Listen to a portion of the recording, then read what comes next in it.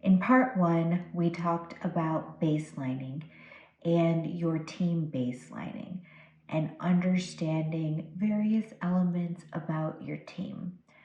And I reviewed utilizing Scrum. Now, I know in part two, I wanted to jump into baselining the organization, but I want to speak a little bit more about this team baselining. I'm Bindi Dave, your resident cybersecurity leader. As we looked at team baselining and establishing Scrum, I wanted to slow down a little bit and talk about what we're actually looking for.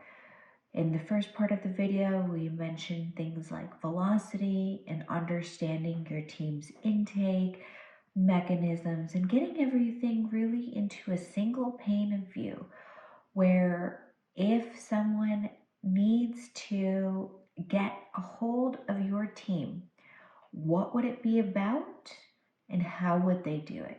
And understand that a bit as you look at what the organization also needs.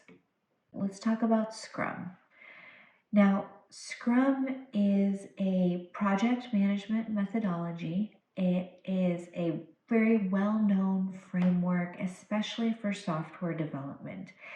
The uses are still a little bit new inside of operational teams. I haven't seen too many security teams using it, but let's talk about why it's useful.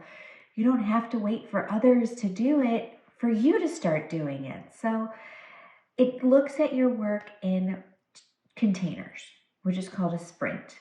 So you can see in any one chunk of time, what are the answers to the questions we just talked about?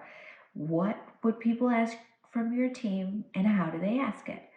So that container really just fluctuates. So you could have it be 1 week, you could have it be 2 weeks, you could have it be 4 weeks.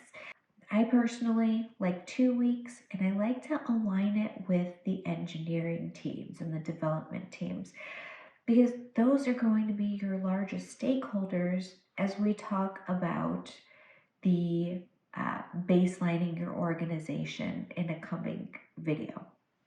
When you have your block of time or your sprint container, then we're also looking at the ceremonies inside of ceremony. Like, what is a ceremony to you? To me, a ceremony is an event. It is something to celebrate, whether in a happy, joyous way or a somber way or a reflective way. It is to take that self-appreciation for what your team did and what they're going to do. And it marks a moment in time. It's a ceremony. So there's several of them. There is your backlog refinement. Your backlog refinement should happen at least once a sprint, should be about an hour, hour and a half long. Your whole team should be there. You as the leader are the product owner. Think of that in software development terms. So you need to be there to be able to establish priority for the stories or the tasks that are in there.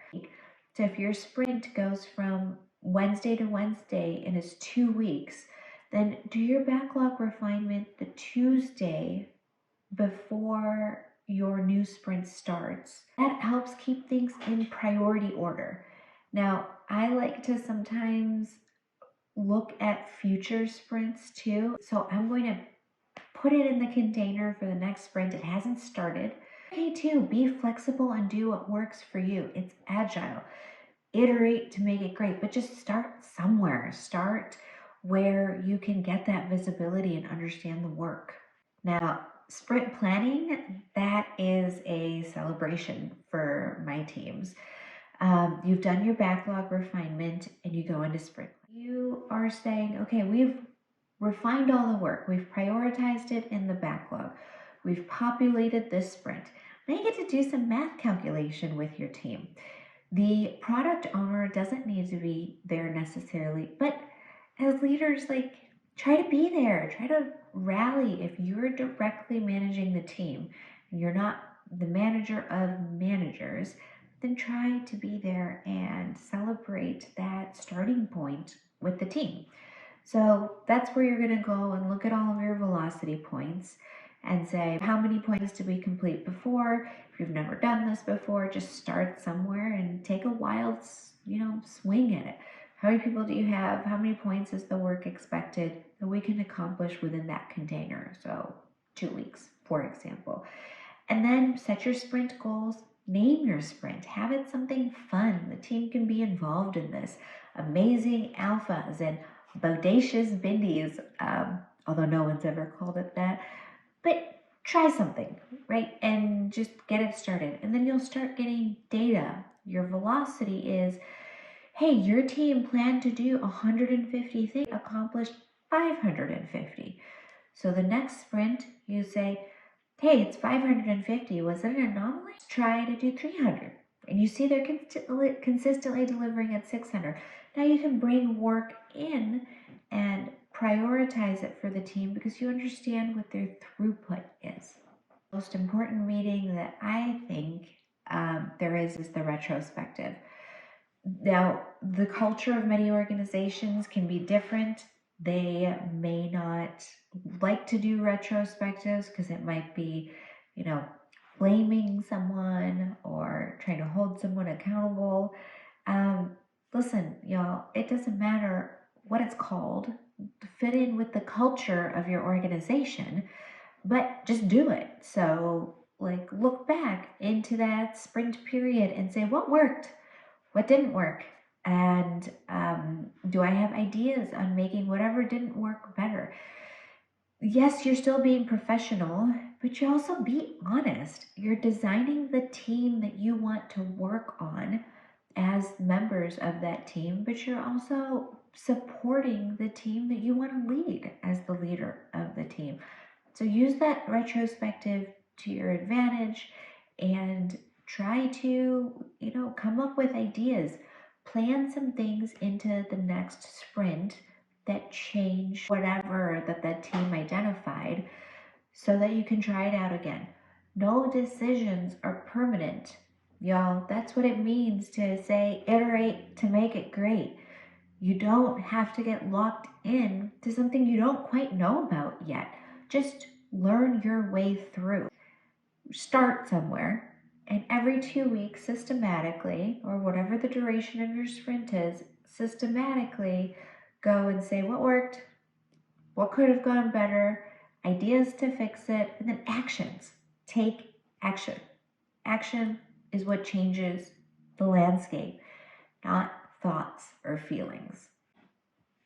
You also have your daily stand-up. So now your sprint has started. Your sprint brings in the iterations from your previous things that whether worked or didn't work by way of the previous retrospective. It's doing the backlog refinement. Your sprint has started. Yes, everyone's celebrating. It is a huge thing. Party. Go, go, go. Go team, go. So now you have your stand-ups. Your stand-ups are roughly 15 minutes. They should be every day. I'm still a fan of daily stand-ups. It empowers the team to get together and talk about what they're working on today, what they'd worked on the previous day, and any blockers that they need help with, so that those blockers leadership can go and help remove those impediments so the team can continue delivering and doing what they do. Now, we do it on Zoom, especially if most of your team is remote. Do it with video on, but I understand we're more global teams, especially post the pandemic. So at least a couple days a week, a few days a week, try to schedule your stand-up so that everyone can be on there. Not only are you delivering your program ideals, you're also building a cohesive team. Build that integrated team, and you guys will have fun delivering what you're delivering. You can make work enjoyable, especially if those relationships are there. And that doesn't happen if you guys don't talk. and go into battle together. This is cybersecurity. We're establishing it as a business enabler. And that means that you're not going to do it alone. So take your people, build your tribe, your crew, and let's start the sprint and have the stand ups and talk along the way. I'm Biddy Dave. Thanks for joining me as we talk cyber.